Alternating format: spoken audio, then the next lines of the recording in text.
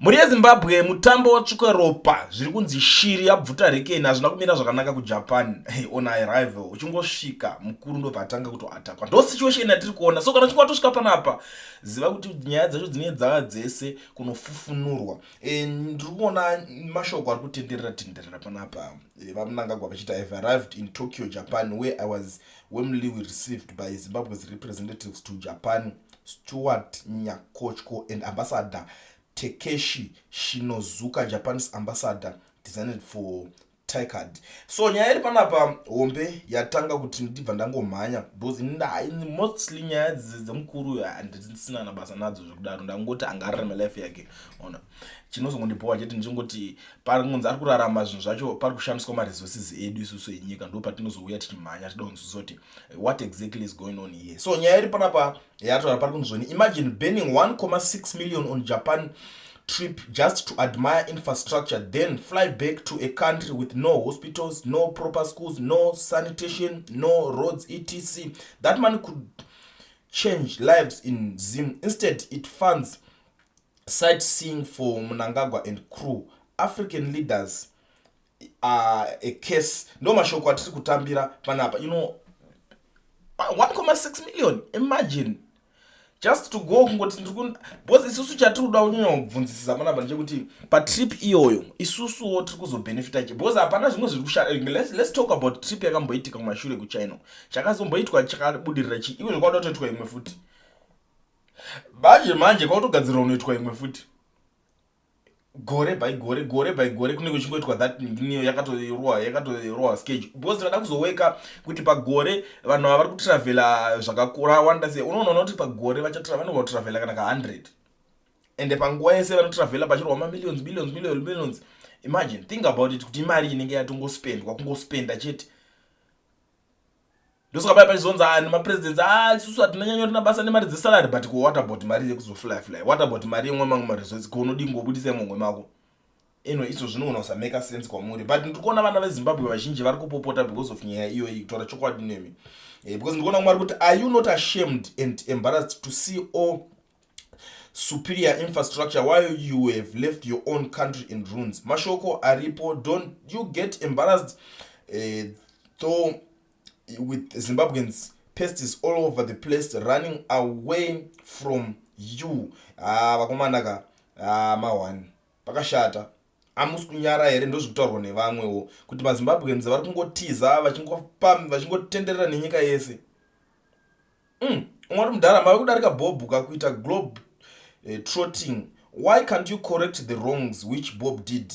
Manzi maakudarika zvenyu zvakaitwa navaMugabe pane nguva yaMugabe yaya imi maakutoita zviri wese. Ndo mashoko ari kubuda ari kutaurwa pano nevamwewo vari kurwadziwa nesituation iyoyo iri papapa yekuti munhu ari kungotenderera nenyika achingoenda nenyika.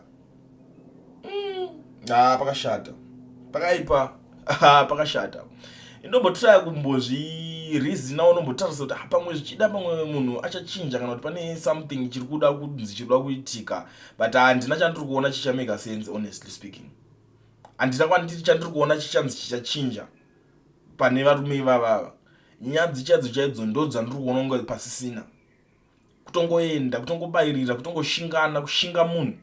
Handisodanya mapedza nguva ndichitaura nyaya iyoyi zvangu but ndangongofana nepapa ndichingokuzivisa izvo zvinenge zvichitora nzvimbo zvichiitika munyika so that imimi pamunoswera munozoziva kuti alright chichazoitika azofamba seiko zvine zvaari kuita ende tichazoonesana futi kuti anenge vachadya chikafu chemari ikoko zvinhu zvekuti because imari yenyika ka zvinoda kungoti ngozivisana unless kana musingadiwo kuzviziva munongondozoti kulendi zvekuti adya mari yenyika usatiudze ende handimbokuudzei futi but kana muchida kuzvinzwa munondiudza munongo like this video ndoti vanda tochipfutidza totoitaura nyaya yacho twajikwa chii handiti mazviona ende kana kune delegation inenge yaendwa ndichatarisa kuti kwaendwa nemabhebhi mangani zvese izvozvo all those things ndichaita se ndichadzifambira zvakanaka ndo handokuzivisai kuti zvazonyatsoperera mumari but sekutaura kwandaita kuti handinoda kunyapedza nguva because ndine something chandinoda kuti ndikuzivise zvekare ndikuonesei ndoda kukuplayera something mutererese munzwe zvinhu zviri kutora nzvimbo zviri kuitika but ndisandadaro dangozivisa vanhu kana uri muSouth Africa uchida kuregisterwa company ubva wavhurwa FNB business account usina work permit kana start permit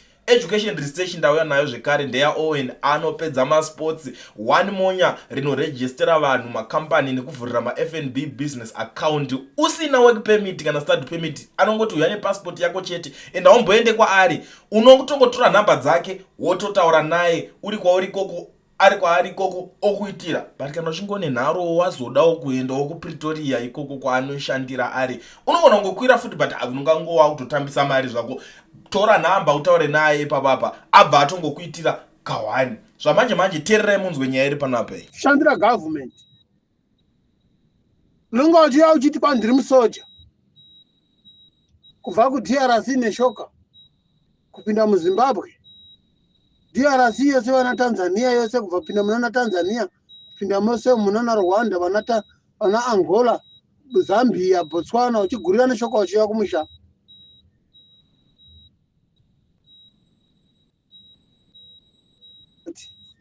Hamugoni kufunga kuti nyika iyi yaitumirwa vanhu kuti vandesa mahelp, mari dzacho dzainda mumaoko ana Mugabe. Mari dzacho system yokuti mari dzipinde muaccount ya president hadzinotangira pana Mnangagwa. Start from the beginning kuna Mugabe. So ndiri kutaura chokwadi.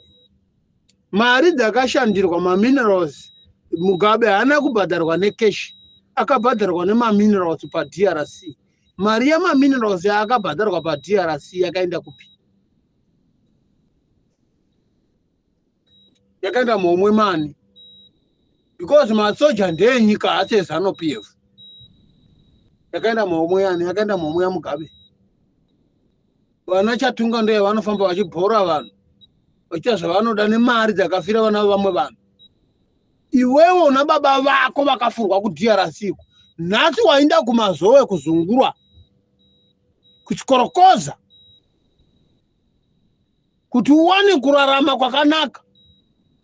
Pati ropa rababa vako riri kutambwa naro ndoro uri kukavirwa. Umwe munhu ari kukava neropa rababa vako iwewe ravakafurwa kuDRC vakatsakatikira kuDRC.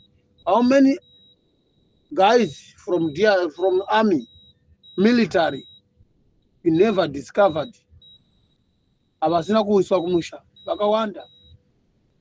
Pamwe ndiwewo wakarohwa naChatunga. Chatunga ari kudada neropa rababa vako rakafira ropa rababa vako rakaenda muvhu kuti Chatunga anzi billionaire nehazvanzi dzavo namai vake. Iwewe una ropa rababa vako rakaenda muvhu, uri kutambura, uri kukikiwa in and out munyika mako nomusiri munyika mako. Ukaenda kune dzimwe nyika unondokikiwa nezimphobia. So muZimbabwe unokikiwa futi nezimphobia ramabillionaire vachiita zvavanoda nekuda kweropa rababa vako rakavaitisa mari. That is bullshit, varume. Really bullshit. It's very painful to my side. And zvikono kune vanosingarwadziwi nazvo. Izvozvi vana vakatumirwa kuDRC vari muZimbabwe. Mari iye inopindira muhomwe yaMnangagwa. Same like Mugabe, what was did. Mnangagwa, you come with that same story. There is no any payment you can receive from that money from DRC. You receive a peanuts. Kato receive a peanuts, unogona kutodya peanuts ukatomwa mvura ukaguta ukararama. You can receive nothing from them. Zero out of zero. Makapu kudai, you.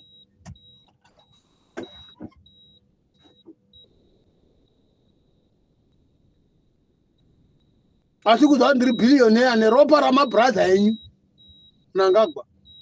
Nemimasoja muri mbwa dzavanhuwo futi.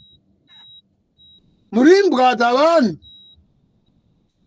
Munofanira kutaura kuti ukatindi kana tisina mari yakati varume. Ukatindi uko. Mukatindi uko. Radza kuti ufurwe nepfuti yomunyika mako nevanhu vomunyika mako wataura chokwadi. Kuti nenda ndofira mahara. Kuti nofira mahara kuti mimise mari muhomwe menyu isu tisina.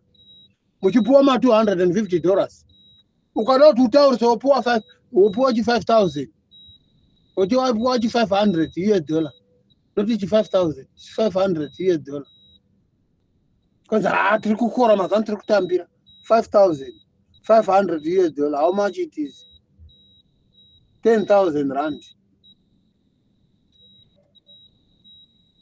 Masoja kune dzimwe nyika vari kutambira ma 40 something thousand monthly salary, 45 to 40 something after deduction. Pasina deduction mari yavo inenge ari kuma 60 something thousand after deduction. UIF, NASA, what sosara zvava kuma 45 48. Doctor kune dzimwe nyika vari kubhadharwa ma 144,000. muZimbabwe doctor ari kubhadharwa $300 6,000. kune dzimwe nyika madoctor ari kubhadharwa mari mhenyu. Zvamuri kuona chaiko chaiko. Uyai muno muSouth Africa muone kuti doctor anokora mari, musoja anokora mari pamwedzi, mupurisa chaiye wokuZimbabwe unopiwa $120. Mwe mari yacho inongoperera mufoni, manhamba chete anetswa mufoni, but aumbofi wakaiona keshi kudai, unongonyorwa manhamba, inoperera mufoni, manhamba achingoroza vhali ari munhu ari mufoni. Wakamboona nyika inonzi ine development isina proper bank? A proper bank kundomira mulaini kundoda withdraw mari, kunonzi mari yapinda, kungonyorwe nhamba. Dzimwe nyika dzinoti mari yapinda, tinotowanawo maakaundi muno muSouth Africa.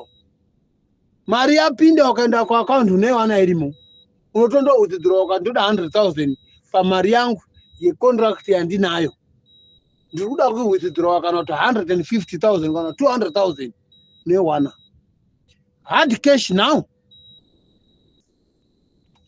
Zimbabwe chienda unowanzwa nyamba munofana kungoziva ndechekuti Zimbabwe haina bhengi. Imimi varombo ndi munonzwisai mari kubhengi, vana chivhayo mari dzavo dziri mumakabhodzi,